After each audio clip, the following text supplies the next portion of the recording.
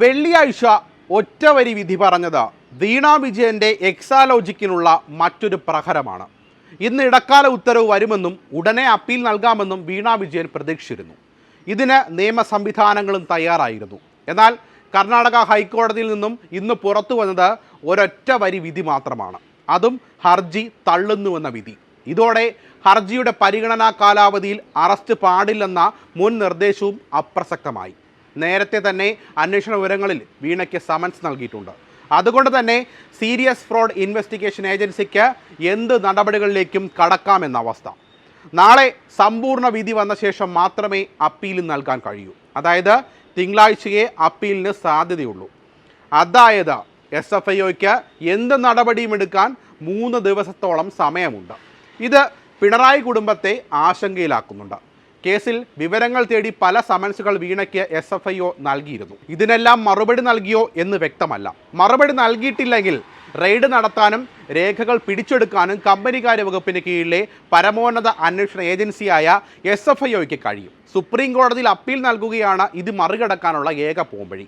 കർണാടക കോടതിയിൽ ഡിവിഷൻ ബെഞ്ചിനെ സമീപിക്കാൻ കഴിയുമോ എന്നും പിണറായി കുടുംബത്തിന് വേണ്ടി നിയമവൃത്തങ്ങൾ പരിശോധിക്കുന്നുണ്ട്. എന്നാൽ വിധി ഇന്ന് വരാത്തത് കൊണ്ട് തന്നെ ഇതിനെല്ലാം തിങ്കളാഴ്ചയെ കഴിയൂ. അതിവേഗ അപ്പീലിനുള്ള സാധ്യതയും അതിനുവേണ്ടിയുള്ള സമ്മർദ്ദവും ചെലുത്താൻ കഴിയുമോ എന്നും പരിശോധിക്കും. ഏതായാലും SFIO കടുത്ത നടപടികളിലേക്ക് കടക്കുമെന്ന ആശങ്ക മുഖ്യമന്ത്രി പിണറായി വിജയനുമായി ബന്ധപ്പെട്ടവർക്കുണ്ട്. കർണാടക ഹൈക്കോടതിയാണ് അന്വേഷണത്തിന് അനുമതി നൽകുന്നത്. അതുകൊണ്ട് തന്നെ BJP ഭരിക്കുന്ന കേന്ദ്ര സർക്കാരിൻ്റെ രാഷ്ട്രീയ പ്രതികാരമാണെന്ന വാദം ഉയർത്താമെങ്കിലും അത് വിലപ്പോവില്ല. ഇതും CPMനെ വെട്ടിലാക്കുന്നുണ്ട്. മാസപ്പടി വിവാദത്തിൽ മുഖ്യമന്ത്രിയുടെ മകൾ വീണ വിജയന് കനത്ത തിരിച്ചടിയാണ്. സ്വകാര്യ കരിമണൽ കമ്പനിയുമായുള്ള ഇടപാടുകളിൽ സീരിയസ് ഫ്രോഡ് ഇൻവെസ്റ്റിഗേഷൻ ഓഫീസർ അന്വേഷണം തടയണമെന്നാവശ്യപ്പെട്ട വീണ വിജയൻ നൽകിയ ഹർജി കർണാടക ഹൈക്കോടതി തള്ളിയത് കേന്ദ്ര സർക്കാരിനും ആശ്വാസമായി മാറുകയാണ്. അന്വേഷണം തടഞ്ഞുള്ള ഇടക്കാല ഉത്തരവ് അനുവദിക്കണമെന്നായിരുന്നു വീണ വിജയൻ്റെ ആവശ്യം. ജസ്റ്റിസ് M നാഗപ്രസന്നയുടെ ബെഞ്ചാണ് ആവശ്യം തള്ളിയത്. ഹർജി പൂർണ്ണമായും തള്ളുകയായിരുന്നു. ഇതിൻ്റെ പൂർണ്ണമായ വിധി പകർപ്പ് നാളെ രാവിലെ അപ്ലോഡ് ചെയ്യാമെന്നാണ് വിധി പ്രസ്താവിച്ചുകൊണ്ട് ജസ്റ്റിസ് നാഗപ്രസന്ന അറിയിച്ചത്. വീണ വിജയൻ ഡയറക്ടറായ Exalogic solutions private limited, Cochin minerals and rutile limited, Kerala state industrial development corporation limited എന്നിവർക്കെതിരെയാണ് 2013 കമ്പനീസ് ആക്ട് 212(1)(a) 1(c) വകുപ്പുകൾ പ്രകാരം സീരിയസ് ഫ്രോഡ് ഇൻവെസ്റ്റിഗേഷൻ ഓഫീസർ അന്വേഷണത്തിന് കേന്ദ്ര സർക്കാർ ഉത്തരവിട്ടത്. ജനുവരി 31 SFIO ഇറക്കിയ ഉത്തരവ് റദ്ദാക്കണമെന്നായിരുന്നു വീണ വിജയന്റെ കമ്പനിയായ എക്സാലോജിക്കിന്റെ പേരിൽ നൽകിയ ഹർജിയിലെ ആവശ്യം. SFIOയുടെ ഉത്തരവ് ഏകപക്ഷീയമാണെന്നും നിയമവിരുദ്ധമാണെന്നും ഹർജിയിൽ ചൂണ്ടിക്കാട്ടിയിരുന്നു.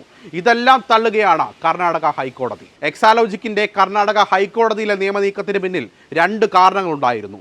കേരളത്തിലെ ഹൈക്കോടതിയിൽ ഹർജി കൊടുത്താൽ അതിൽ അനുകൂല വിധി ഉണ്ടാകില്ലെന്ന വിലയിരുത്തലായിരുന്നു കർണാടകയിലെ നിയമനീക്കം. ഇതിനൊപ്പം എക്സാലോജിക്കിന് കേരളത്തിൽ ബന്ധമില്ലെന്ന് വരുത്താനുള്ള തന്ത്രവും. വീണ വിജയന്റെ താമസ സ്ഥലം കണ്ടെത്താൻ കേന്ദ്ര രഹസ്യാന്വേഷണ വിഭാഗം അന്വേഷണത്തിലായിരുന്നു. തിരുവനന്തപുരത്ത് മുഖ്യമന്ത്രി താമസിക്കുന്നത് ക്ലിഫ് ഹൗസിലാണ്. വീണ വിജയന്റെ ഭർത്താവായ പൊതുമരാമത്ത് മന്ത്രി PM മുഹമ്മദ് റിയാസിന് അനുവദിച്ചിട്ടുള്ളത് ക്ലിഫ് ഹൗസ് വളപ്പിലെ പമ്പ എന്ന വസതിയാണ്. ക്ലിഫ് ഹൗസിലോ പമ്പയിലോ വീണ ഉണ്ടാകുമെന്നാണ് വിലയിരുത്തൽ. ഇതിനൊപ്പം AKG സെന്ററിന് മുന്നിലുള്ള പാർട്ടി നേതാക്കൾക്കുള്ള ഫ്ളാറ്റിലും പിണറായിക്ക് താമസ സ്ഥലമുണ്ട്. ഇതിനൊപ്പം കണ്ണൂരിലെ വീട്ടിലും IB നിരീക്ഷണം നടത്തുന്നുണ്ട്.